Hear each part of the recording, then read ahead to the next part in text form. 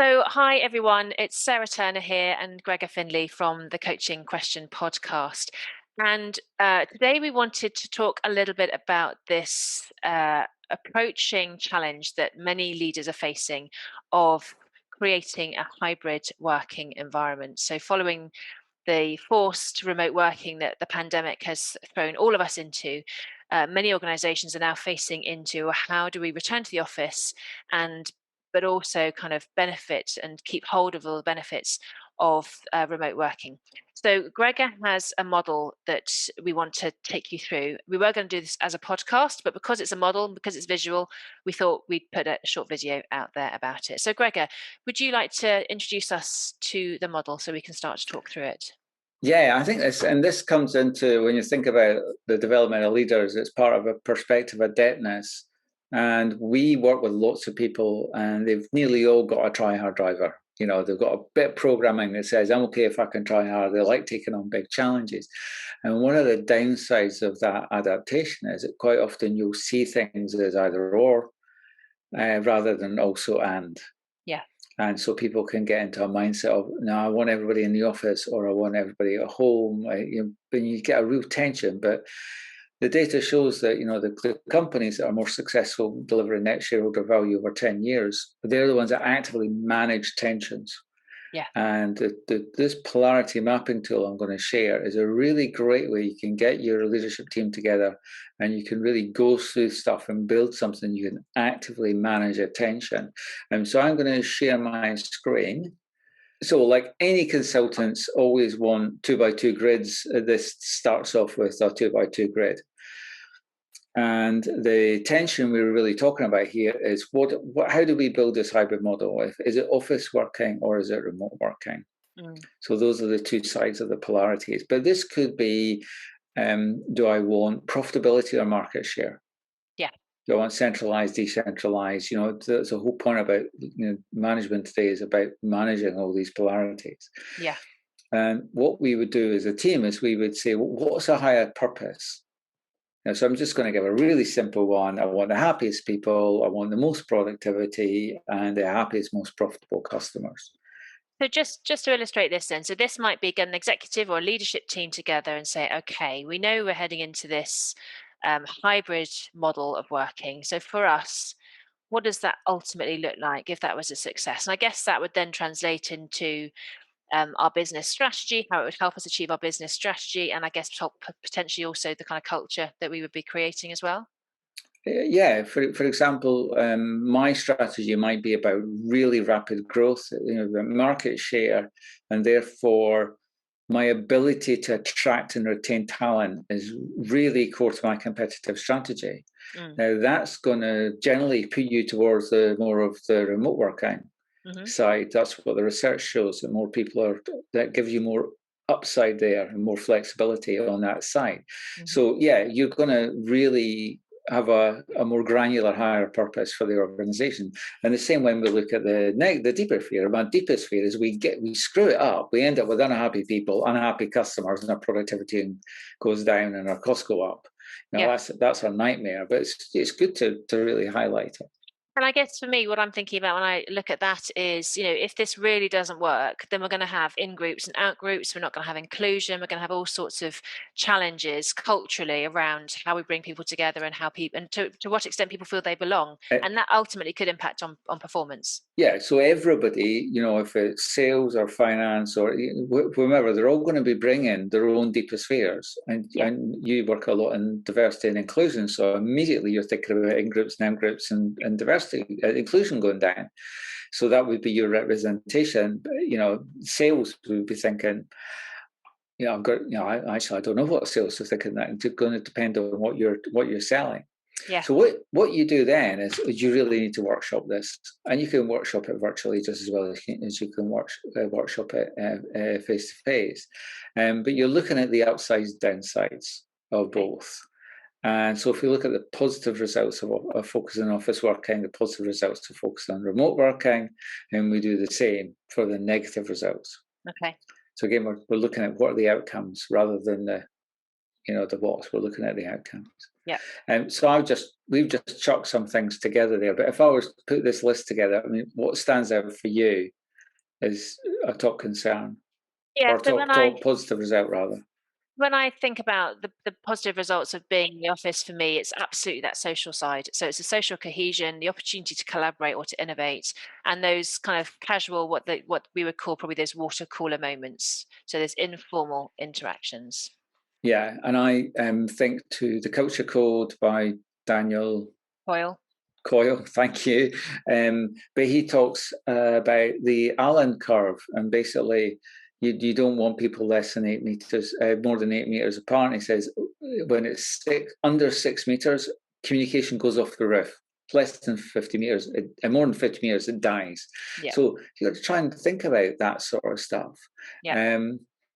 And the same positive results on remote working. I mean, what comes out for you? For me, I think it's that work-life balance. So, I mean, I live quite a long way from London, so when I have to get into London, it's quite a long commute, and that eats into my day. Which when I'm trying to juggle that with kids and drop off and all the rest of it, it just has an impact. So it means I don't have to worry about any of that because I just get up, have a cup of coffee, drop the kids to school, and I'm at my desk. Yeah, and if we look at the McKinsey article, there's a real difference in terms of how much time you want to spend in the office and at home, depending on whether or not you've got family. Yeah. A young family. So yeah, and I'm the one that comes out for me is I'm thinking about speed, but that's because some of my clients at the moment, that's the most important thing. And so, but then we look at the negative results. So this means that the people who are really for office working, they can give all their positives out, and the same on the remote working. But now the critics of office working can really come to the fore. And so you're looking at all the different aspects. I mean, I was again. We're going to share some McKinsey articles, but I'd never thought about. They're talking about micro locations or micro hubs, Right. and Yeah. how it really impacts your costs when you're looking at real estate, and this is a big question. Absolutely, because I think offices now need to think about, well, what are people going to come into the office for? So if you've got people who are spending percentage of their week at home and a percentage of their week in the office, what are they coming in here for? And I think the space, how the space is being used, as you say, micro hubs. Do we cut the space up? Use it in different ways. So I think there's absolutely something to be thought about there. I think there's quite an interesting challenge with the whole the vaccine.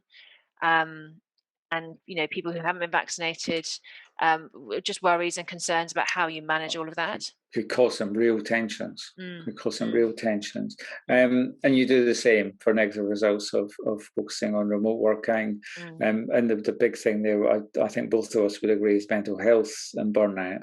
Yeah, and I think still there's loss of structure. I mean, we were talking about this a year ago, but it's still there. We've been doing it for so long now, just the blurred lines between home and work, and people working longer, and logging back on again at 9 o'clock at night or whatever. It's a real challenge. And it's a much bigger load on leaders. I mean, basically, the McKinsey article says the more geographically dispersed the team, the less effective the leadership becomes. I think that just highlights that the current model of leadership becomes less effective. What we need is different models of leadership that really, and part of your job now is to create structure for your employees in a virtual environment where the structure was just there before. Anyway, so you can see that. So you're on this. So this is this is an exercise that takes a good deal of time, and you probably want to spend it. You're not going to do it all at once. Yeah, and what I like about this is we've obviously put our own thoughts in there, but actually for each business, there will be different things that they want to put in these boxes. So just to facilitate that conversation and see what comes up. And it also enables everybody to have a voice, and to share their own personal views as opposed to there being one or the other. Absolutely.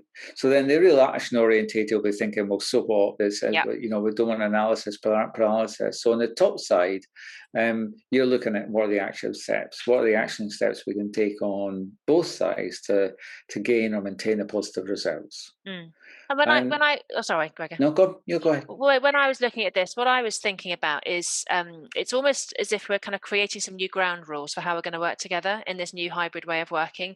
So it might be that we agree, what are we coming into the office for? How do we use that time?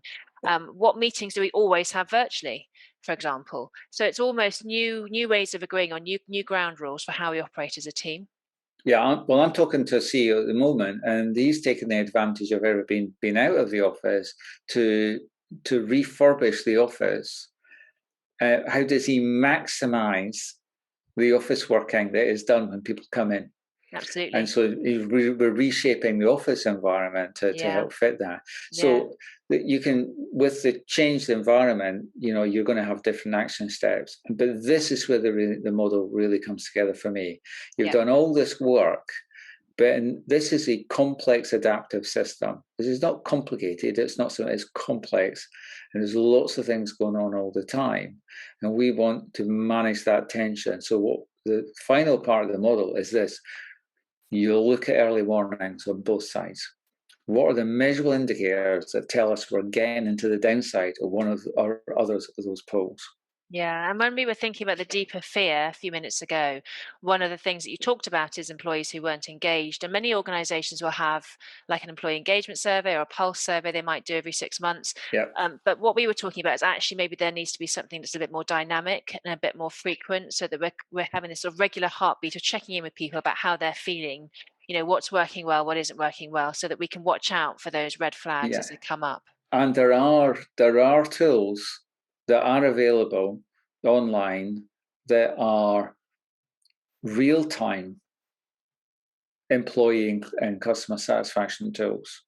And when they're available, and if people are still doing annual or biannual surveys, I really do wonder what, you're spending your money the wrong way. The stuff is available. You can do mini surveys. You can immediately survey or all sorts of stuff. Something comes up and you can immediately survey and you can get immediate reactions to it. And so you can be very, very dynamic on that. So that's the model. We could spend ages on this, but we found a couple of good McKinsey articles. We might put forward a couple of more real-time employee satisfaction tools and might put them into the details under the video. But I just wanted to share this model because I think it is so useful for our time and can be applied anywhere in leadership. Absolutely. And I think what I just want to add there is, nobody has this completely nailed yet. We're all learning. And so the more that we can get input and views from people, what works, what doesn't work, what ideas they've come up with. If you take this model and you use it and you find it helpful, please share your feedback and let's all share our learnings because it's a whole new world. And if ever there was a need for community, it's now. Yeah. It's now. And so, this is our venture into doing some video rather than audio with our podcast, but we're in the middle of season 2 of our podcast. So please check it out and we'll see you another time. Bye-bye for now. Thanks for listening.